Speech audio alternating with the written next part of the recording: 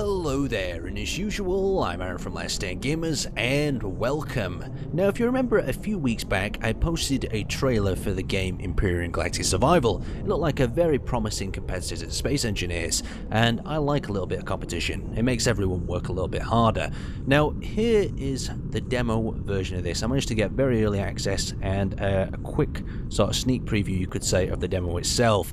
Now, this is actually me flying around this, and I'm going to show you some of the things that I found quite interesting, as well as me trying to get my sort of sea legs, you could say, for this sort of game.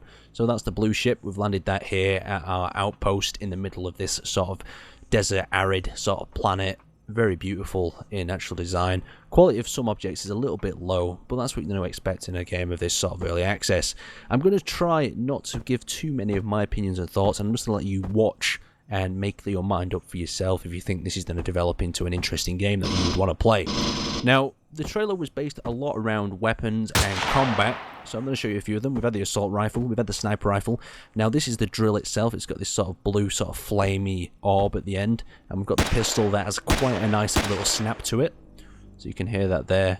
We can have a look back into the environment, the sun, and most importantly about this, you can really feel the sound in this environment itself. You've got this sort of alien life form chirping away, as well as you've got this sort of dusty blowing effect of the feel of the sand as it's coming across the landscape. You can see we've got a lake over there as well.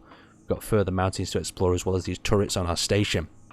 Now, the station here, you can also see we've got some plant life going on there, and I'll show you that very shortly. What was quite promising about this game that excited me as well was the food and oxygen levels you can see on the bottom left. Now, in this build, they don't really seem to do too much. You can see the food level lowering, but it's quite an interesting little concept. We've got cargo containers and some other objects. We're going to pop open this door. We'll pop up on the door on the left, and we can open the food room where we can actually pick the vegetables that we've grown. Now, these can be grown, you can plant the seeds, and of course you grow the vegetables, and you have to use this sort of to be self-sufficient on your survival, and you need to combine these with a few different resources from what I've been told, so we can actually add them to our hotbar and snack away on some of these driven fruits, or whatever they may be called. So the planet we're actually on is going by the name of Orican, or something very similar. Aaron doesn't tend to be very good at pronouncing these sort of alien planet names, you may say. So we can head here, we'll go right, and we'll head up this sort of quite interesting elevator block. So this is actually an elevator block that is placed, and it means you can use your spacebar and Z to shuffle up and down the shaft. We've got a staircase there going down to the right, and if we look over here, you can really see some of the exciting and interesting lighting effects that really add to the environment of this planet. And I just really like the idea of a game that's set in space that you can actually take to a land area as well, but we're going to have to see how they develop this, and if it's going to become something quite interesting, or it's going to become something that not going to be interesting at all. Now let's head on down, and we'll head out the front once we've had a final look in our food room. You can see the plants have not yet grown back. It's going to be a few minutes yet before we've got them. Now, the planets are said to have a full life cycle. You've got a longer time on day and night. And now this is a second world. You can see the planet we were just on up there. Now this is the Oricon sort of moon in orbit. You see the planets also have grey tones, and we've got a much looser gravitational field. Now we'll get the drill out. We'll have a drill down into the core. You can see how everything's deforming, and at the moment we're not actually getting resources from this, but I believe in the future we will be able to get some sort of resources from mining the planets away, like I'll show you at the end. And you can see we've awed our way out. We've actually deformed the land, so you could use this to create some sort of bunker, some sort of interesting complexes. But at the moment, since I can't save this just due to it being demo worlds, there's not really too much I can do. Anyway, let's head off, and we'll fly over to the large ship that we've got waiting in orbit. So I'm going to load up that world now. So here we are in one of the much larger motherships, you could even say. I'll just fly out of the hangar door. We've got them sort of hangar doors to preserve gravity and oxygen within the ship. And you can see that we're up here. I've turned the jetpack on with J, and we've got this quite interesting ship design. And what's really exciting me is the weapons that you can see on these ships, and sort of the strategic value they're going to have in a battle, since this seems to be very focused around battling from what I could tell by the trailer. Now we're back inside. We've got our deconstructed blue ship, and we're going to have a go at placing some blocks. Now, T actually brings up the inventory, so I can actually show you all the blocks, but I'll show you that when I'm planet side shortly. I'm just going to show you how I'm placing them. Now, I'm moving these around very similar to Space Engineers, and then I'm whacking them down with a simple right click for some reason instead of left, and that threw me off a little bit to start. And you can see these are not actually being powered So maybe in the future you have to work out and actually direct power to these. I'm going to place some grey blocks around here as well. Right clicking once again. There doesn't seem to be any drag features at the moment. We'll put some stairs down and we can climb up onto here. Just a quite interesting way of building, pretty similar to all the other games that offer this sort of building mechanic out there. So we'll head back inside and I'll show you some of the features of this mothership design. Now we've got cargo crates, and towards the rear here we have the engine room, and these are some of the blocks. You can see we've got large fuel cells that look like some sort of crystal sort of form of item, and then we've got the power station, so these must be providing the power to the ship. You've got these rotating sort of orbs, well not orbs, but cylinders. And then here we've got these power cells. I guess they store the power that the power station creates. And we'll head up to the cockpit and give this thing a fly.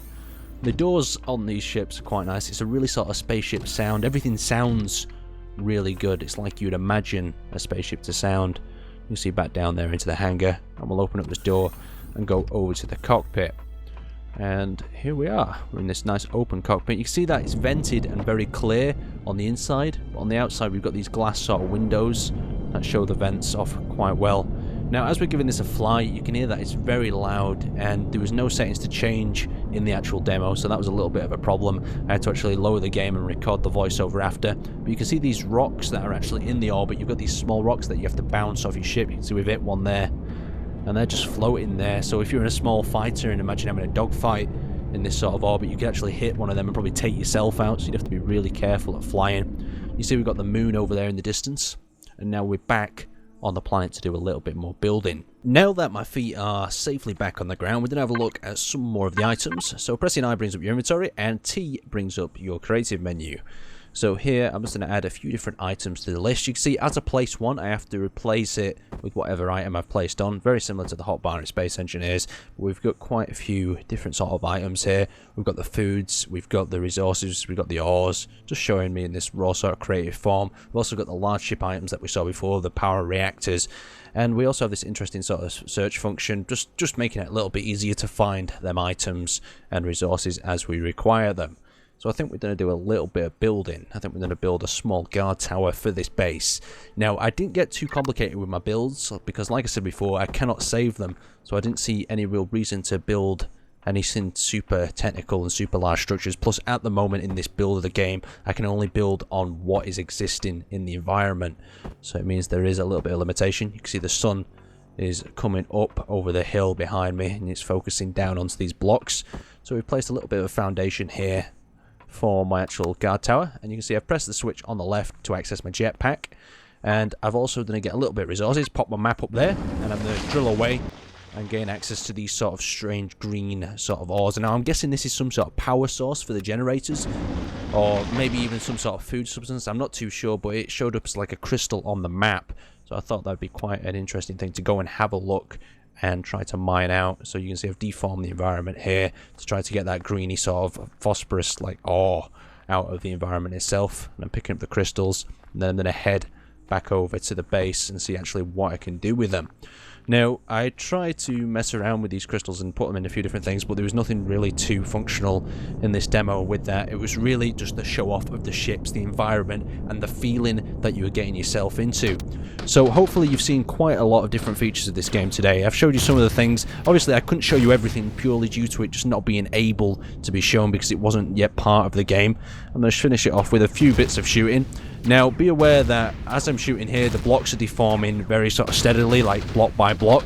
But in the final version of the game, I've been informed that the deformation will be very similar to Space Engineers in sort of style. You'll have much more of a beautiful sort of particle sort of deformation, block by block, rather than these sort of square blowing up of the different items.